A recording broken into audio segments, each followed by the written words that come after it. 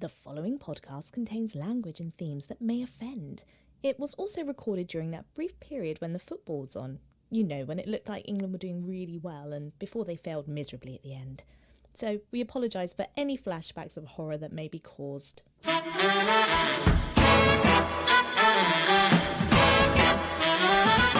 Hello and welcome to That Was the Week That Was It? The podcast that asks its guests how their week was last week. And that's about it, really.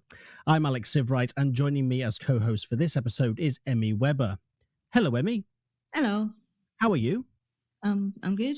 Good. I'm fine. I mean, you are my wife, so I should know this, but it's been a while since we've been in the same room, so that's fine. But that's the banter done. Thank you. Our guest for this episode has appeared frequently on Whose Lines It Anyway. He has his own podcast called The Smartest Man in the World, and has also lent his voice to such things as Star Wars Episode 1, The Nightmare Before Christmas, and he's even been the voice of Bob the Builder in America, which kind of makes him the American Neil Morrissey, I guess. It's an absolute honor to have him here. Greg Proops, how are you? I'm good, Alex. I'm good, Emi. How are you? Grand. Yep. Congratulations on the football win. We're waiting for Sunday. We're going to watch it here. Oh, yes. I know you don't care about football somehow. You're the only English person I've ever met, but there's a couple of you.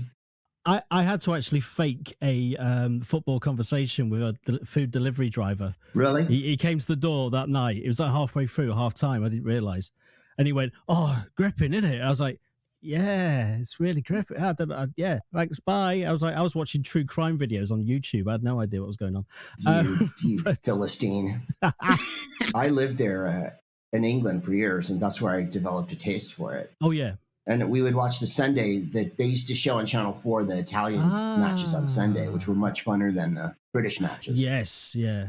I remember that. If anything, just for the ad break with the guy going, "Goal!" I remember that. That's deep in my mind, that is. What team do you support, Greg? Farnborough. Oh, didn't expect that one. Right? I know. So, Greg, we've known each other for many, many years now. I mean, we first met in 2005, that secluded underground art class. Do you remember? Oh, absolutely. Mm-hmm. The ICA was putting on I guess you might call it painting, but it was just sort of any kind of visual arts, really. It was. And our professor was so eclectic and weird, it's impossible to forget. Yeah, I know. He liked to use fluids of any kind, didn't he, instead of just paint? I remember that. I remember making a collage out of root beer. Yes. That he thought was pretty creative. I thought it was casual. Yeah. You just had it laying around. Just use what you've got. That's what he said. Yeah, that's what he said.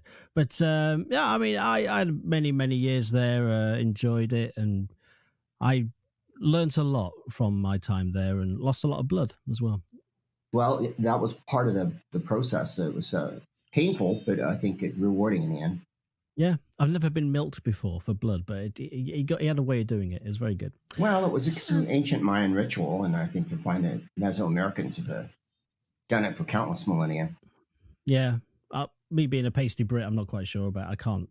I need my blood. It's my colour, you know. So anyway, let's get down to the meat of this. Let's do this. How was your week last week in general? It was awesome. Fantastic. So let's break it down. How was Monday? Monday was cool because I had to talk to the trade minister from Panama in the morning and settle a cereal dispute that they were having with Weetabix. Then later that afternoon, I had to feed my emus, and one of them got loose in the neighborhood, and I had to call animal control, and they didn't know what an emu was, and so I had to visually reconstruct an emu using straws to show them. That's tricky. So one Monday was crazy. Yeah, sounds it. What did you feed the emus on? Was it Weetabix or was that? That whatever they want. They're very, very vociferous, and they don't take a lot of stick. So if an emu wants a cheeseburger, the emu gets a cheeseburger. Nice. Who am I to say no to a gigantic flightless bird that can kick you to death? How many emus have you got now? 3 emus, a cassowary, and 2 rheas. I haven't been bitten by an emu yet. I've been bitten by quite a lot of exotic birds, but not an emu. I wasn't allowed. Well, imagine Rod Hull, how he felt. Yeah, no, I was there when you were bitten by a flamingo. flamingos don't usually bite. They just kind of sit, like they have a sieve-like motion they do with their bill. Right. They just sort of, and then that's the one. Yeah. So it's not as painful as it might be. No. They'll certainly drain all the silt off of you. Yeah, absolutely. Yeah. But did you get them all back? Did I get them all? Well, only one escaped. The others formed a protective circle around the Rhea and the cassowary, so it seemed to work out fairly well. Oh, I have been bitten by a Rhea. Yeah. But I draw the line at a cassowary. Like, I know what damage those guys can do. They're very vicious. They're a dangerous bird. Honestly, I had to, the local, I got in trouble in my neighborhood because no one wanted me to have them. But eventually I convinced them by throwing an ice cream party. So that'll do it. Yeah. That'll do it. Yeah. Yeah, that will do it. Okay, well, that's fantastic. So Monday was emu filled. How was Tuesday? Well, Friday I was in love. I know that. I know what Robert Smith's diary looks like. But Tuesday was nice. You know, there's an underground canal near here in Venice, California, and we took a boat through the hyacinth garden, and so that was pretty exotic. Yeah. Oh, nice. And then we stopped for there's this fresh fruit stands all over Los Angeles, and we stopped and had a pineapple. Ah, now pineapples. Whole one. Piña. Ah, now pineapples. I've heard they eat you from the inside. They can. The ones. Yeah. So once you ingest one, it's a race against time, really, in a lot of ways. Yeah. Do you think anyone's ever died from eating a pineapple? I'm not sure. From having a slow metabolism. Well, yeah, slow metabolism, and then it just eats them. The enzymes eat them from the inside before they can digest it, maybe. If you don't cut the top off, that's going to be pretty hard. I mean, I don't mean eat it whole. Because it's spiky and difficult to even get in your mouth, much less digest, yeah. That's true. They were considered good luck once upon a time. Were they? I didn't know that. Yeah, that's why you see them all over London. People have those statues of them and carvings and stuff of pineapples in front of their house. It was a real hot gift to bring in the 19th century. That's right. I seem to remember that there was something about a guy who brought them over for the first time, and that's why they are on a certain bridge, I think, in London. I can't remember if they're on top of that, I believe. Yeah. I can't remember which bridge, but you do see them in fancy stately homes and stuff out in front on the gate. There'll be a pineapple. Yeah. It was such a big deal then. You see them in a lot of shops, like in Shoreditch and that. They got them in like the gold pineapples and stuff. They sell those. Yeah. I mean, that would kill you if you tried eating that, I'm pretty sure. No one's tried, to the best of my knowledge, but there's more things on heaven and earth. That's true. So LA, I mean, we're actually going to go to LA, I think, next year. It's on our to-do list. Well, we took the gamble and booked the flights. Well, yeah, so we are definitely going. So is there anywhere in particular you'd recommend we should go? Oh, well, yeah, lots of places. LA is not nearly as bad as people make it out. It's pretty fun. I mean, yeah, we have crime and stuff, but so does London. And it's big and spread out, but so is London. And the people are shallow and indifferent, but so is London. So there's really, you can make that argument about anywhere, I guess. I would send you to several different burrito places, which I think are totally worth visiting. The first thing you want to do is go to a cannabis dispensary. The city is brimming with them. And get some pre-rolls. They come in a tube like this. Well, you can't see it, but I could describe it. It's got a purple wrapper on it. They all have funny names and stuff. Like this one's called Atomic Apple. And then you, I would say, burn one of those. Be careful, though, because you're English, so you don't do it all at once. Don't test the limits of your tolerance and end up a gibbering puddle like people in Amsterdam drinking out of the canal. You don't want to do that when you're in LA lost as well. You could end up anywhere. And I know. No. Well, you'll have a GPS in your rental car and stuff. You'll have to get a car, first of all, because there's no doing it without a car. And then I would go to, after the cannabis dispensary. There's a Marisco Jalisco, it's called, and it's a seafood taco stand. Nice. There's a bunch of them downtown, but there's a truck that parks down on La Cienega, and which means the swamp. But it's a main drag. La Cienega is a main drag in the middle of one part of LA. There's lots of main drags. Sunset, what you've heard of Sunset, Hollywood Boulevard. And it's no frills, but the tacos are to die, right? Like they're shrimp tacos, they're deep fried, so they're full of shrimp. Wow. Then they give you a side of avocado and lime. You get half an avocado and a lime, wow. and then all the sauce that has seafood in it.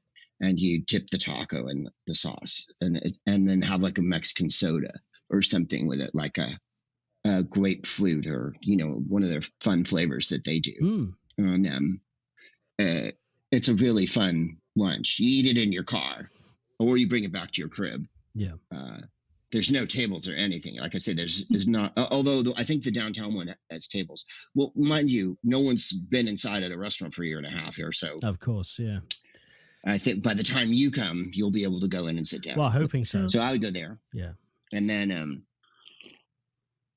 out in Malibu, which you've heard of because of the movies. Yep. I would drive out there. It's a fun drive. And there's lots of fun restaurants by the sea to eat at. There's a Malibu Pier, which is really pretty. It's from the 1920s when Malibu was like, where movie stars went to kill each other and stuff. And then there's a museum out there called the Getty Villa. And the evil billionaire Getty, this was his vanity project because he thought he was Tiberius, was it? And because all billionaires are psychopaths, and they all think that because they're really rich, they're important, or that their lives have meaning or something. I don't know how it works, but money evidently makes you. So anyway, he thought he was Tiberius, to make a long story short. And because he had more money than God, he bought this unbelievable piece of property that's up on a cliff in Malibu that only views the Pacific Ocean and the woods, and built an enormous museum full of Greek and Roman antiquities. Wow. There's an outdoor amphitheater there. There's a gift shop. There's a snack bar. You can have a glass of wine. And who knows if any of these are authentic, because he was crazy and he just paid for anything. It's all crooked. Museum business is like, the Olympics. It's completely crooked. Yep. And so, but it's a beautiful place to have an afternoon. Nice. Yeah. Because you see, there's an outdoor part with the statues and everything, and you can see the sea, and then you can have a glass of wine, and then drive down into Malibu Village, and there's a Greek restaurant and burger stand, and, Fred Siegel and the whole enchilada. Fred Siegel's a famous department store in Los Angeles, and it's always fun to visit. And then there's a seafood stand there, too, in Malibu Village that's totally worth going to, like lobster rolls and nice right. California is all about the wine and the seafood and the dope and the cheese and the bread. I'm so glad I'm recording this so I can go back and say do that. This is what we do here. The advantage of the West Coast is from here, LA, all the way up to Canada, Vancouver. It's all weed, wine, cheese, bread, artisanal, this. So, like, you don't have to eat anything bad if you don't want to. If you want to go to McDonald's, you can go. But, and not that McDonald's is that bad. The fries are awesome. Yeah. But also in LA, there's a chain called In-N-Out, and it's a real Angelino thing. And they don't even have franchises around the country. I think it's just mostly here. There's like one in San Francisco. And you get it's a drive-through, but you can sit down inside too. It's really clean, and everyone who works there gets paid a decent wage, and they have rotating hours and stuff. So it's a fast food place where they treat the employees right. That's good.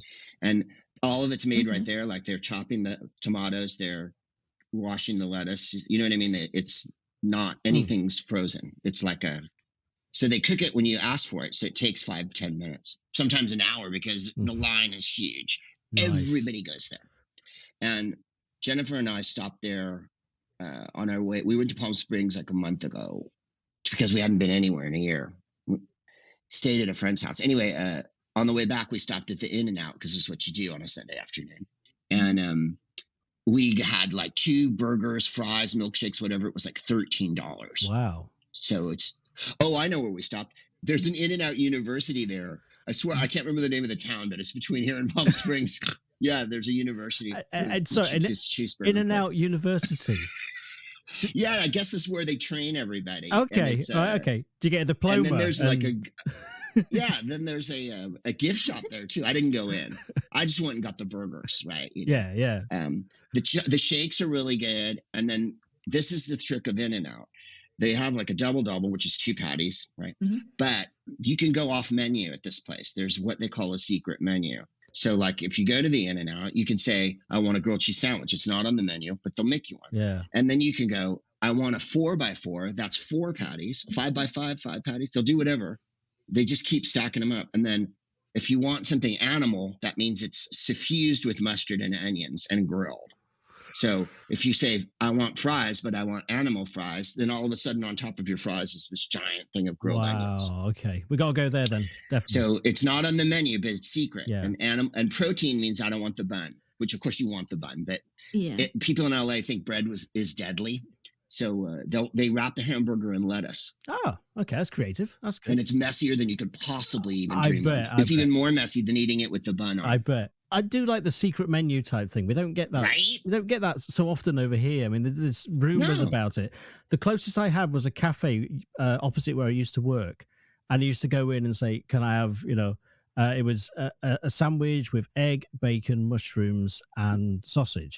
Wow! And that was the sandwich. And I always ask, that's that every time. It turns out after about 2 months of doing this, or about 3 months actually, they said, "Look, can you stop ordering that? It pisses us off." Because you keep doing something that we don't do. And I was like, oh, okay. Why not just do it? That's the thing. That's the joke. I know, they were getting annoyed. Right? That's what I think is funny about England is like at once Fawlty Towers is a documentary, and at the other hand, they can be so nice and accommodating about everything. I find that it's almost directly inversely proportional to the amount of English people in the equation, and you'll forgive my assessment. When you're dealing with Europeans or people from Africa or Asia, they tend to be really nice and cordial, and English people tend to be a little bit short about having to do stuff. Like if you go like, do you have any crisps? And the crisps are like 3 feet away from them. They'll be like, I don't want to make that epic journey to get you crisps. So the answer is no. Whereas someone from Spain will go, yes, we have many different kinds. Let me just go get them for you, shall I? And that's the difference, I think, is. And hand feed you each one. No, we're useless over here. We really are pretty useless. More than your job's worth. Nope, it's all job's worth. We'll not go above and beyond. Yeah, it's and I think that's why Brexit was the stupidest thing, of course, in the history of England, but also, and the most fascist. But not just that, in London, if you go to places where it's always French people or Portuguese people or whatever, you always have a good time and good food. And then, for instance, and this is just, I know I'm a 60-year-old comic, but this is still, I think, a worthwhile gripe. I asked for iced tea. And as you know, in England, that hasn't been invented yet. Yep. And it's easy to make because you make tea and then you put ice in it. Yeah. And that's pretty much the whole program. In fact, the ingredients are listed. So I'll go into a restaurant, even a fancy place, and say, I'll have the fish, I'll have whatever. And then, can I have an iced tea, please? And they'll go, we don't have iced tea. And I'll say, well, will you make me a pot of tea and bring me a glass of ice? And they'll go, okay, we can do that. And then I'll make the tea and then pour it into the ice. And everybody's like, what? That's how it works? And you're like, yeah, that's how it works. And but why say no? Why say we don't have it? Well, exactly. We do have iced tea. Yeah. We do have iced tea, to be fair, but it's flavored. It's always peach or lemon. We can't get the standard. Yeah. Right. So, and another thing you can do, you can do it in London, is you take a great big jar, half gallon, or liter, if now that you're no longer part of Europe, I guess you can call it whatever you like. And put a bunch of tea bags in fill it with water, put the tea bags in, leave the strings hanging over the edge, and screw the top back on, and set it outside all day if it's a sunny day. And then late that afternoon, as the sun descends, go get it, and it'll have made what we call sun tea. Oh. And you get a big bag of ice, and you pour yourself a big glass of ice and pour that tea into it with a bunch of lemon and sugar, and I mean, you're off to the races. The thing about English people is that we are so particular about how you make a cup of tea. So doing that would probably just blow minds. I think so. Right? It would totally. Yeah. You listed the 2 drinks that I always have when I go to America is sweet iced tea and root beer, because we don't really get root beer here unless you know where to look. You guys don't do big root beer. No. And we went to Canada. We went to Canada 2 years ago. It's all sweet iced tea in Canada. Yeah, but no, we struggled to find anything. We struggled to find iced tea, didn't we? Where we went, they still had the fruit flavors. They didn't have like just a sweet iced tea that I can't even remember what it is. Is it something Peaks or something that you get in America? I just know what the bottle looks like, and I just go for it. Yeah, the Lipton ones. And in Canada, they can be very Scottish in their attitude towards service too. And a lot of places just give up and serve you the crappy bottled iced tea rather than brew the tea, which is, it's really, really not a difficult process. It's easier than you can imagine. And I know how to make an English cup of tea. Good. You know, you put the black, you use PG Tips or a good old brand roses. You don't get too crazy. Mm-hmm. And 3 or 4 minutes, and then milk and sugar. Mm-hmm. Okay.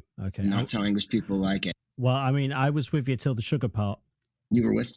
I mean, I don't take sugar in my tea, but Emily, you have 3 sugars in your tea, don't you? I have 3. Nice. Yeah. I like it. I at least have 1. And then maybe some McVitie's wheatmeal choco biscuits with it or something. And at 3 in the morning, when everyone's completely drunk, if you crack out tea and Bickies, everyone loves it and still does it anyway. Even hardened drug addicts will stop what they're doing and have tea and Bicky with you. That's because it's just an English thing. I swear to you, if you were you could be booting heroin in your eyeball. If you cracked out tea and biscuits, everyone would be like, wait up. Did you say bourbon creams? You know, like people, like, that's how English people are. So I like that part. Yeah. I always thought tea was the most awesome British invention. You don't do coffee breaks, and you don't do, all these other things like iced tea, but you will stop and have tea and biscuits. I remember working on a TV show in the 90s, and we just stopped at 4. You know what I mean? Like this production stopped. We stopped shooting. And everybody went over and got a bourbon cream, and we all had a cup of tea. And then and then at 4:20 or 4:30, we'd resume, and that was that. And it was like, this is awesome, because in America, I assure you, nothing stops for a tea break at any point. No, definitely so we rabbit away here. Tea is an important part of being English. Every occasion, and it's the only one I really stand by. Yeah, it's the only one I stand by, because I agree with you. I think it's substantial. And even though you have good coffee now, or better than you did. I mean, like in the old days, oh my goodness, when I first went there 34 years ago or whatever, there was no Starbucks or anything like that. There was a couple of McDonald's and Burger Kings, but they weren't doing coffee yet. And in order to get a cup of coffee, you had to kind of go to a specialty coffee store. Or what's that tea shop called? Whitty's? Whittards. Yeah. I used to buy my mother tins of like Victory tea there and stuff and send them back, because they do those campy, we're going to win the war with Vera Lynn tins of tea and stuff. And, Oh, yeah. Right. Yeah, they still do. But they would have coffee too, as I recall, even though they were a tea shop. Yeah. So you go to someplace like that and then make it at home with the French press or whatever, because it was so ropey. And then when the coffee chain started, then you got Costa Coffee and all that, and everything got improved. Mm-hmm. I mean, the boycott of Italian goods, I never understood. Like, it's true. I mean, we have on our high street, we have a. Do you have Costa Coffee? You don't have Costa, don't you? I don't think in America. Do they? No, but I have it when I go to Heathrow. Like when we get off the plane, if we've been flying all night and we get in early in the morning, my wife and I'll get couple of Costa coffees, some of their terrible rolls, and yes, get it on. Well, on our high street, they've got a shop that has a Costa Express inside it. It's like a tiny little help yourself, make your own Costa coffee type thing. And they actually opened up a massive Costa next door to this place. And so it's like, if there's a bit of a queue on either one, you can go, well, I can just make my own, or I can go get something a bit special. Right. It's weird though. Yeah, there's a Costa coffee inside of a Costa coffee. Like it's yeah. It's like a babushka shop thing. It's something that I approve of, like tea being I would think every country should stop at 4 o'clock and have tea. I couldn't agree more with that. But I also it swept the world. Like now, almost every hotel you go to or office building will have a coffee stand, and that's made the world better. Yeah. Yeah, I agree. There's a couple things that made the world better, right? Like ATMs, air conditioning, tea and coffee. Yeah. Right, it's that time again for the thing I wish I never started at the beginning of this whole podcast thing. It's This Feature's intro music was produced after the recording of this podcast. Here it is. There's no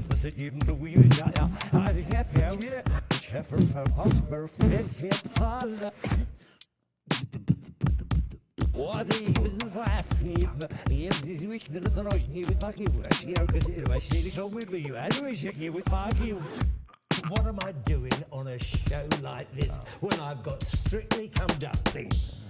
So, what did you think of that piece of music? I thought it was moving. It started slow, but then it was so profound. Yeah. I also liked how it rhymed. Yeah. And there was interior rhymes, and also the meter it was in was just unforgettable.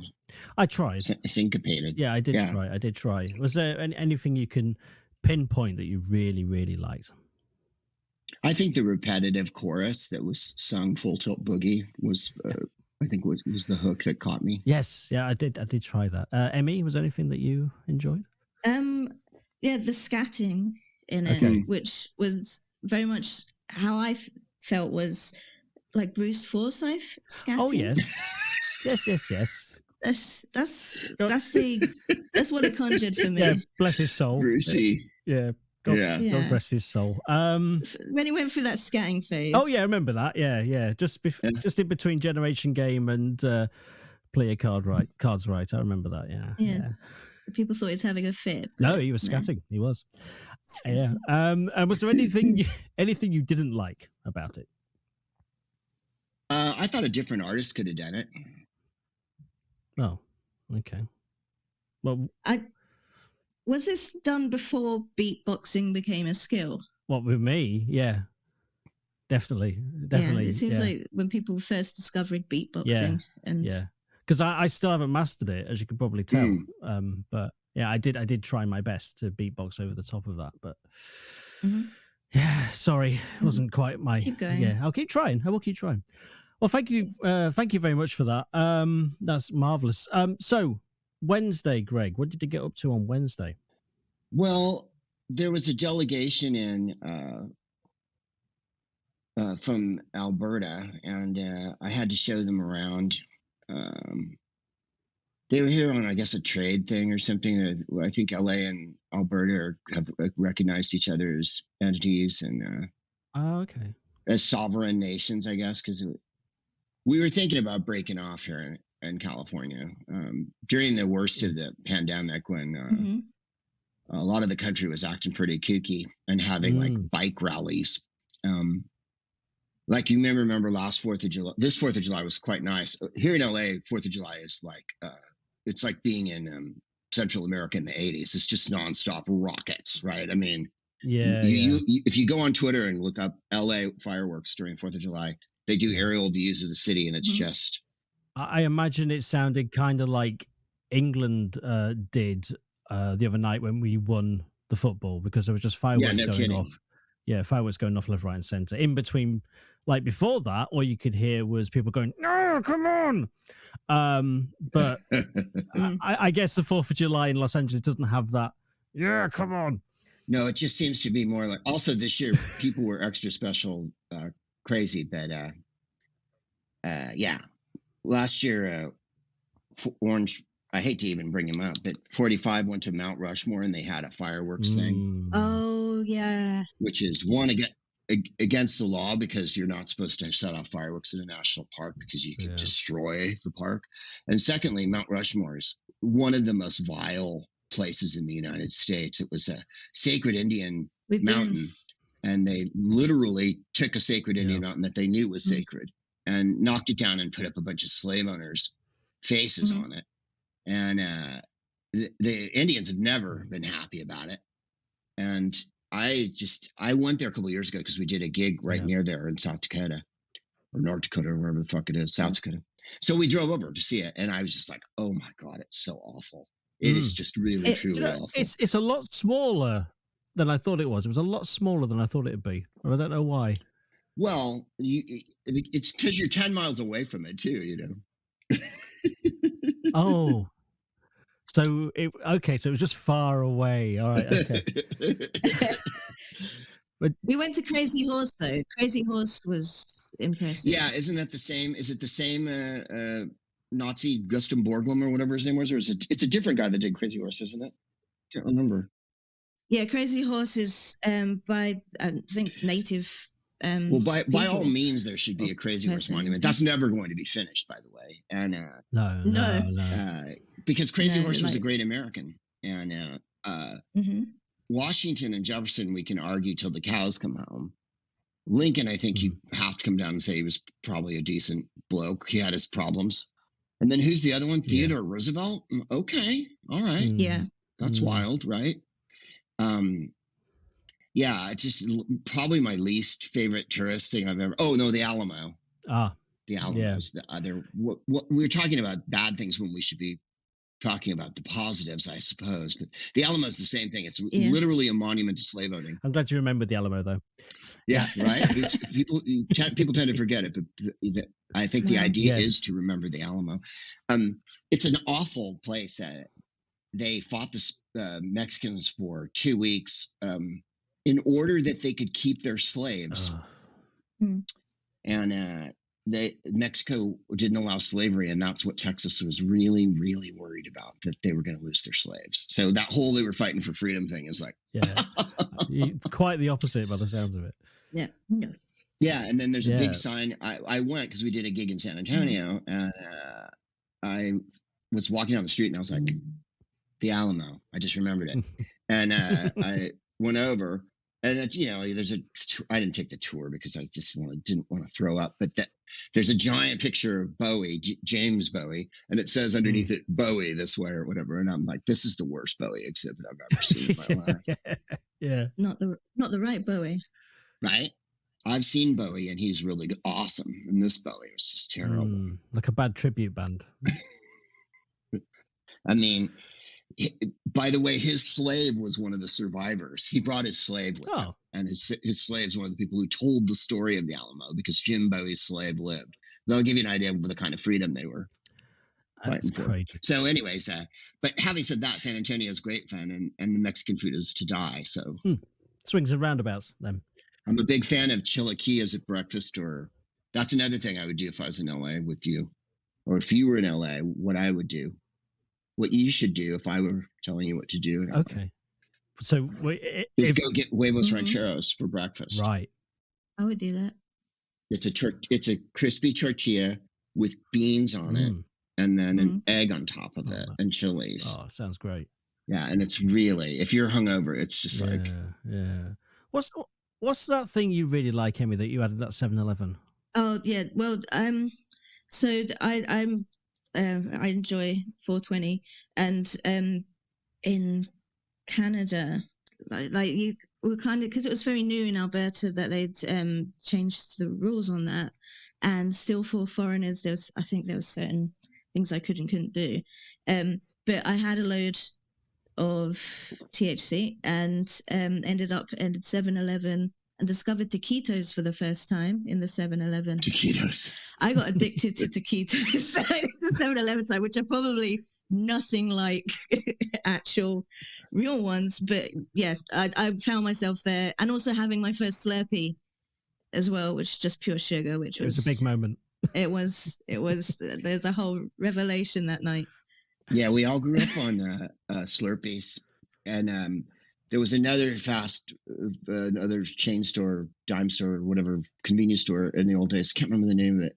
Circle K or something. There's a bunch of different ones. And I think theirs was called a slushy, but it was always the same properties. They were purple and green and red and blue and that same weird consistency, that chemical, just fantastic. When you're little, that was, you had to go get those. Yeah, we had slush puppies. That was what we had. But they're not as good. They're not as good. They're just like feeble. As a Slurpee? No, they don't give enough flavor in them. They're really English about the generosity of how much sugar they give. Right. It's kind of an endless Slurpee situation. So I've forgotten what you did on Wednesday now. You said something about, what was it? I was meeting that trade delegation from Alberta, and then we didn't come to any conclusions. Oh, yeah. A waste of a day. I think they're going to start doing roller derby now. Oh, that's good. That's something. Right? Yeah. Have you ever partaken in roller derby, Greg? An accomplishment. I used to. I taught a kind of a weekend class. It was sort of a roller ball / roller derby. Oh. We didn't play to the death because it's a very poor business model. Yeah, they changed that, didn't they? Late 70s. Yeah. Yeah. I mean, the thing in the rollerball is they keep changing the rules till the last match, everybody dies. And you think, well, this is I'm not certain where this leads as a sport when you kill everyone on the team. No. And then it became roller derby, which, it's a lot better for everyone else, isn't it? It's a lot more healthier, I think. Yeah. They could do that at the Stampede in Calgary instead of the chuck wagons. They could do roller death derby. I'd watch that. Right? Yeah. If you put the cowboys on skates, I think you give the animals a fighting chance. Yes. Yeah. Same thing with matadors in Spain. Right. Put them on roller skates. Yeah. Again, I'd watch that because I think, the bulls would have a better chance, I think. Definitely. More of a sporting chance, certainly. I think so. Well, so Thursday, Greg, how was that?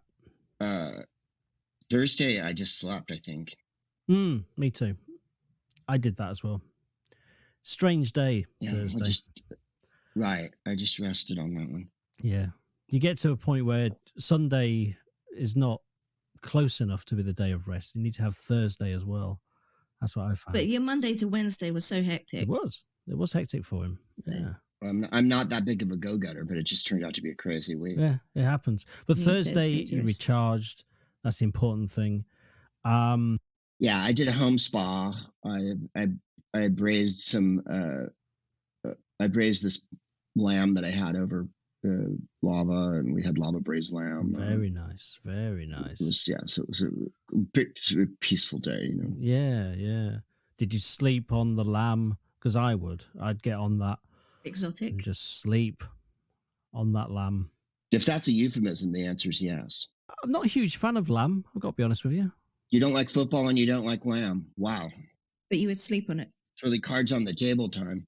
No. I'm a terrible Englishman. I really am. He doesn't like steak. I don't like steak. He doesn't like steak either. Why? What did steak do to you? I can't eat it properly. And that sounds weird, but I seem to be chewing forever. Every steak I've had, I just chew and chew. Then my jaw hurts, and what's the point? Needs to be rarer. I would get a little softer cut, like a filet mignon or whatever, like a little 6-ouncer. You could put it in a skillet with butter. Yeah. And I would go medium rare, à point, as the French say. And it does be more tender. I think whatever you're eating is probably not. And then you might want to put a little sauce on it or something. I don't mean HP sauce, but, béarnaise or something. Even just some butter. Really go posh on it. Is that what you're saying? And then, make a little salad and some iced tea. And So it's a lot of work, though, isn't it? It's a lot of work. Oh, look at you. Everything has to be perfect. Yeah, it does. It does. That's why I can't eat it, because it's not perfect. Wow. I just find myself chewing for ages. Well, just go to Five Guys and get a burger. Oh, do you know how expensive Five Guys are in England? Yes. I've eaten at many of them. We did a gig at the, I can't think of the theater. Not the Adelphi. Oh, the Palladium, I guess it was. And there's a Five Guys next door to it. So when we finished the show there. Was that the Whose Lines Anyway one? Yeah, we did it like 4 or 5 years ago. That was great. And Colin and me and Brad and Jeff and Josie, I think. And Linda and Laura and the other guy. And there was a Five Guys next door. And so I'd finished the show, and then we'd get dressed or put on our street clothes, whatever. And then I'd go to the Five Guys and get a burger, and nobody bothered me. It was great. And the music's a little loud. I haven't been to that one there. It's too expensive. I can't get in. But there's one in Edinburgh too, and I found myself there eating it late at night. They tend to be open late at night. That's the awesome thing about them. Yeah. I did see that Whose Lines show that you did. It was, I think. Thank you. Did I get you tickets for that? I think you did. Chip Eston was on the one I saw, because I think he did a couple, didn't he? Or did I imagine that? Yes. No, he came by. Because Chip is hilariously forgetful, and I've seen him at that gig. He stole the key from his dressing room from the theater. You're supposed to give the key into. There's a guy who works the door there, and fantastically, when you came in, they go, "Oh, hello," and you go, "Hey, Nigel," or whatever, and he'd take your key off the thing and give it to you. So at the end of the night, you're supposed to give him the key back. And Chip failed to do that. He also stole an umbrella, I think, from the theater as well. Nice. So when he was leaving, which was the middle of the night, we were having a drink at the hotel. He's like, "I got to go. I'm getting on a plane." He was going to Frankfurt or something. And he goes, "Greg, will you take the key and the umbrella back?" And I'm like, "You just never, ever change." I'm like, "You knew you were supposed to hand that key in." One time we were flying to a gig, and he had his guitar case with him, right? Because he's a country singer. Yeah, he's kind of a famous country singer now, because he's on the show called Nashville for about 5 years. And so he brought his axe with him, right? Opens up the guitar case, and there's no guitar in it. He's taken an empty guitar case. We're not, by the way, he's not playing guitar at our gig. He just brought it for his own amusement to work on his music. Yeah. But he forgot it. Then he sits down next to me, because we always sat next to each other on the plane. Opens up his glasses case to read, and there's no glasses in them. And at that point, literally all of us fell over laughing, because it was just the hits just kept coming. Amazing. I mean, it's one thing to forget your guitar. Yeah. But it's another to, like, That's quite impressive. He's a father of 3, by the way. Does he know? It was 5, but right, there was 5, but he misplaced 2 of them. He left them both at an airport. They're gone. One of them's wearing his glasses. Everyone's got his guitar. Yeah. He left a computer with me once, and he didn't pick it up for like a month. I think he's left a power cord at almost every gig we've ever done, either at the hotel or the gig. What is wrong with this man? He's enormously talented. He's a wonderful comic and singer. He's just completely forgetful. Oh, man. And I'm the one who's high all the time. He's never high, and I'm the one who I lose things occasionally, but not that often. I've left a power cord here or there, but yeah. Well, it's probably I mean, there's misplacing something, but then there's forgetting it completely. That's quite impressive. Right. I left a spanner in Alex's carry-on bag, and he got at the airport, set off the alarm, and they're going through his stuff, and then this huge, just rusty old heavy spanner that I don't know how that you used to kill people with. Yeah. It's gone now, thanks, Alex. But well, the evidence had to go. They confiscated it, did they? They did, yeah. And do you know what? Because I didn't know it was there, and I'd never seen it before in my life, I was like, "That's absolutely fine. Don't worry about that." Right. Just going on. I've gotten the business at Heathrow once or twice. Mostly they're nice and you get through quickly, but I've had them shake me down and literally take every single item out of my stuff and, and make you turn your phone on, make you take batteries out, everything, like really, really scrutinize.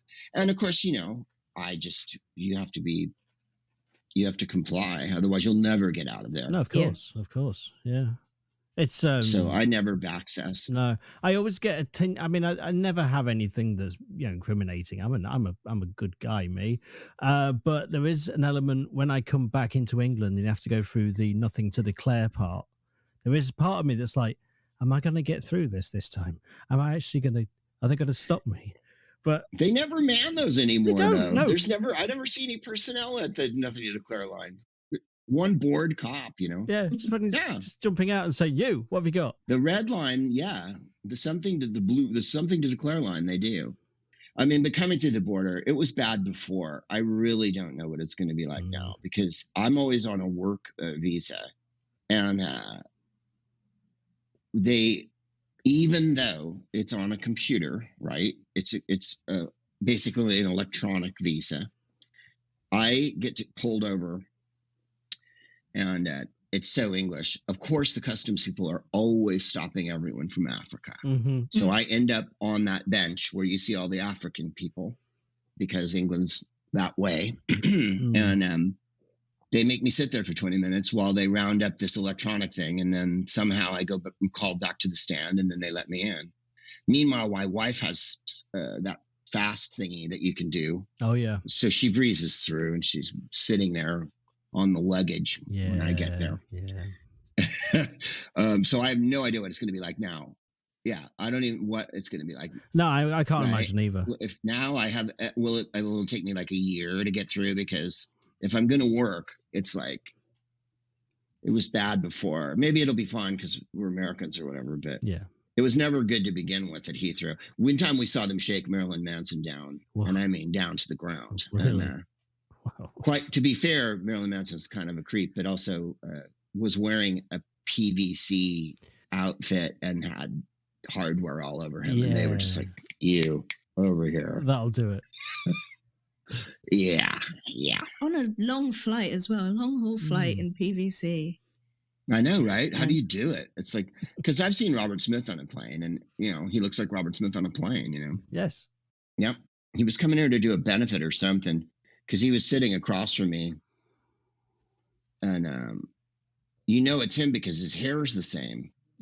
Yeah, you see his hair first. Yeah, and then he was just wearing like, sweatpants and a t-shirt because you're flying all day. It's like, yeah. Although I determined that wearing a suit to fly is good. We did a gig in Alaska in the before times, and. I think it was like November of 2019, and we played at Anchorage and Fairbanks, and then Fairbanks and Anchorage, and then we left Anchorage. We had an option, which was there was like a midnight flight. I'm not kidding, from Anchorage to LA. I have no idea why, and so they said to us, "Do you want to go the next morning?" Which is what we usually do, or do you want to just do the show, bring your gear with you, and get on the plane? And we were all like, let's take the plane. So we brought our packed luggage with us to the gig, put it all in a van after, and all of us in our show clothes, and we were all wearing suits and ties. So it was like being with the Dave Clark Five at the airport, right? We all kind of, here we come again. Nice. Ooh, catch us if you can. So we all breezed in, and we all got on the plane together in our suits, in our bags, and it was fun. And slept in them. Nice. Just a long flight. Anchorage is 1,000,000 miles away, 6 or 7, like New York flight kind of thing. Okay. And Anchorage Airport, by the way, wide open at midnight. Oh. Everything open. Yeah, all the bars, all the concessions, nothing closed. It was great. I bought coffee of all things. Wow. Again, we come back to coffee. Yeah, everything comes back to coffee, doesn't it? Regardless. Right? Yeah. And they had this little artisanal coffee place, and I bought a bag of it, and it was great. And Joel Murray, who I'm in the group with, whose brother's Bill Murray, was scoffing at me and said, "You bought coffee in Alaska?" And I said, "Yeah, because I'm thoughtful, you dick." I gave it to my wife. She loved it. mean, if you don't want to make your wife happy, that's your fucking call. Yeah. If all it takes is a bag of coffee, that's not. Well, I mean, when you've been away, also, like, I got home at like 6 in the morning. I walked in the door at like 7:30 in the morning, which is a drag. No one wants to get up. Hi, Yeah. Yeah. I'm home. I'm in my suit and I'm home. Yeah. I'm in my wrinkled suit because I've been sleeping in it all night. Yeah. Come and smell me. Right? I did a show and I've been on a plane. It kind of reminds me of some nights when you've gone out drinking on a works do or something like that, and you come home at 3 a.m.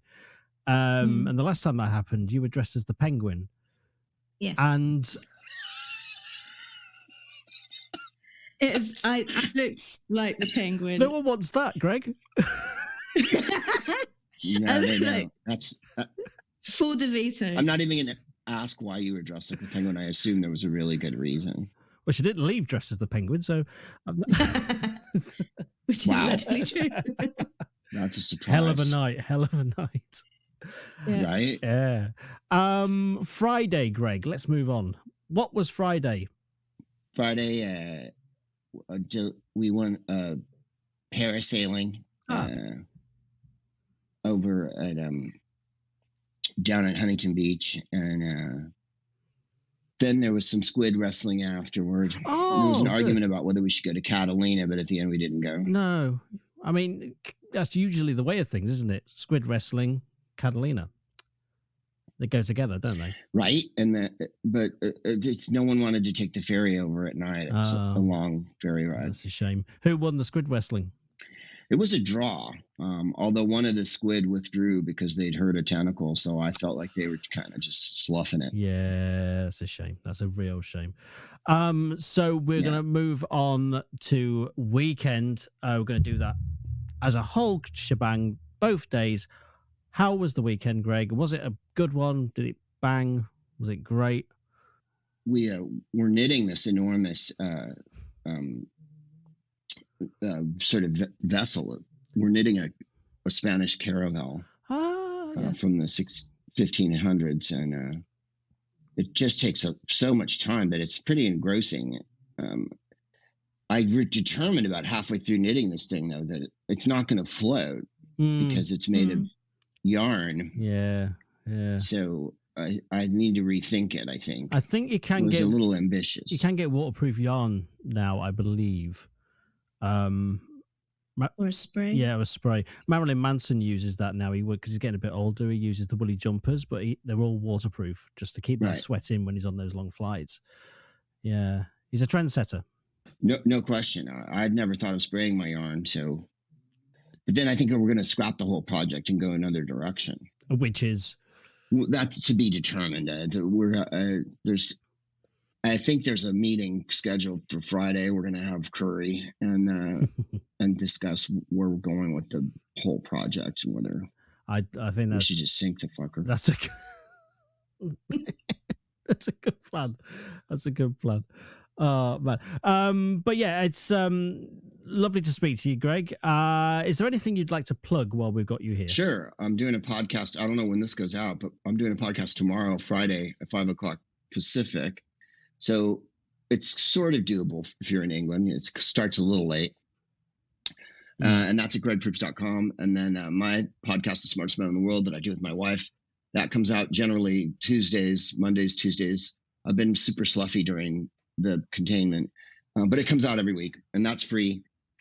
And then I have a stand-up show on the 30th of this month, and on the 22nd, I have an improv show I'm doing with Ben Glebe. And then Whose Line goes back on the road in September, late September, with me, Ryan Stiles, Joel Murray, and Jeff Davis, and that's all around Canada and the U.S. No, we're not coming to England, but if you're in America, you can come see us. And then I'll probably get over to Edinburgh next year.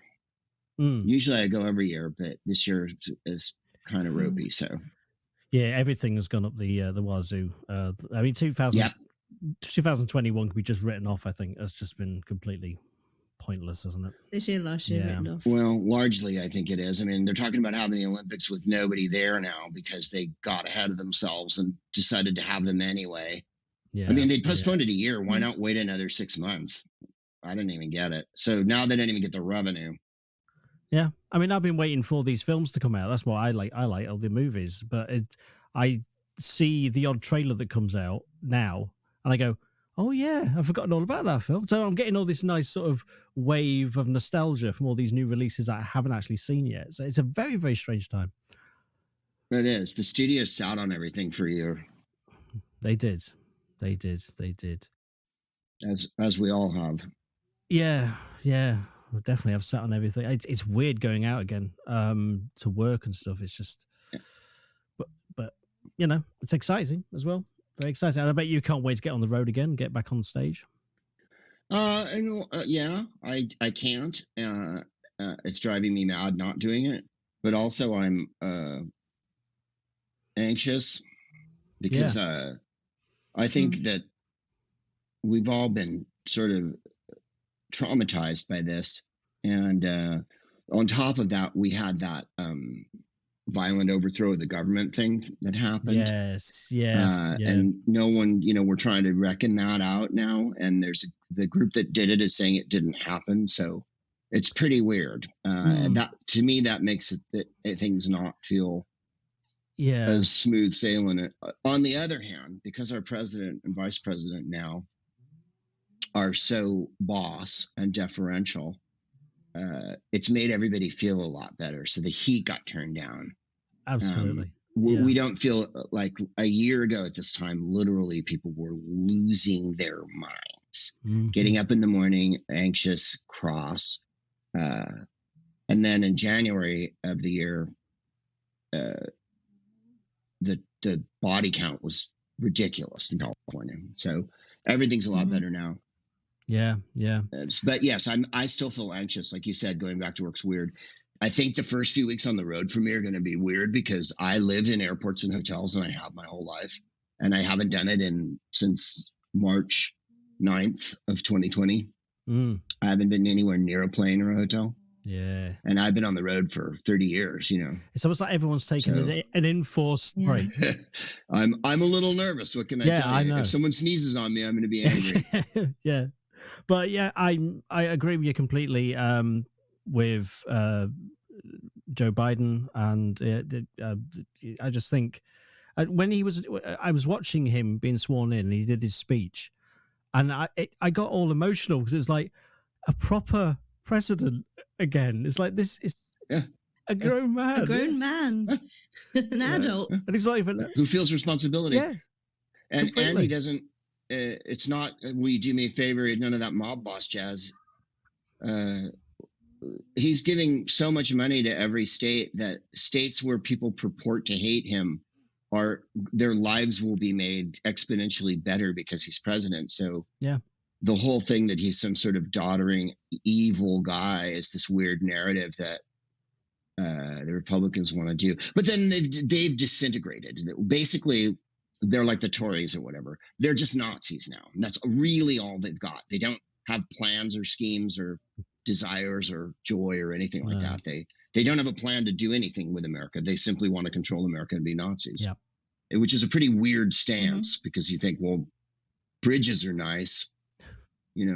Internet's nice. Jobs are nice. Yeah. Stimulus checks are nice. Those kind of things that he did. Lots of things are nice, like having a gig. Yes. Yeah.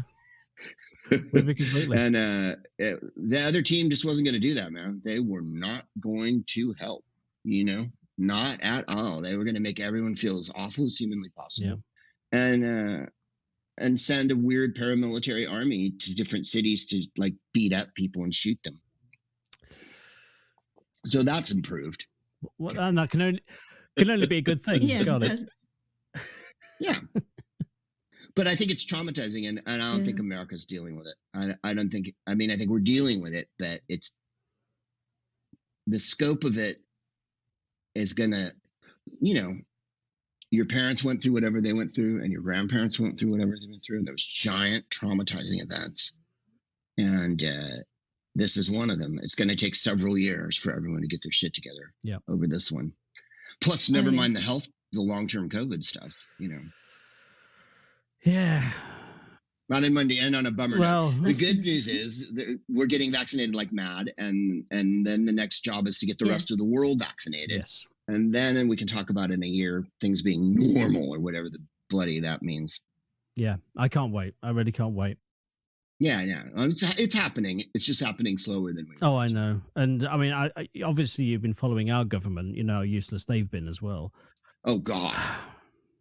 Health minister resigning, opening up, calling it Freedom Day, which is so right out of the Republican Party handbook. Freedom.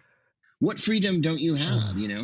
I mean, at the same time, they don't want to give people money or improve health care. And, you know, they're just, you know, I think Nicola Sturgeon has the right idea. Just chart your own course there and kind of ignore Westminster. Yeah. Just watch the whole world burn around. I mean, that's how I feel about people that haven't been vaccinated in a way. It's like, well, you've made your decision. Let's see how this plays out. Yeah. Well, yeah, we've kind of landed on a bummer, but it's all good. Thank you so much, Greg. Thank you so much. It's been a lovely chat with you. And thank you so much for doing the show. Cheers, you guys. Yeah, it's a pleasure. Emi, anything to add? No, it's just been lovely to meet you. Well, it was really fun, and thank you for having me. A pleasure. My thanks to Emi Weber, and thanks again to Greg Proops. I've been Alex Sievewright, and that was the week that was it? Goodbye.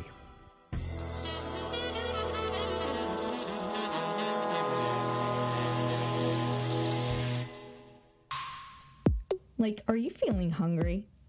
Then why not come to all of the places in California? That's right. Literally all of the places in California do food. And we won't bitch about the secret menu items like they do in the UK, because that's pretty shitty. California, we have all the food.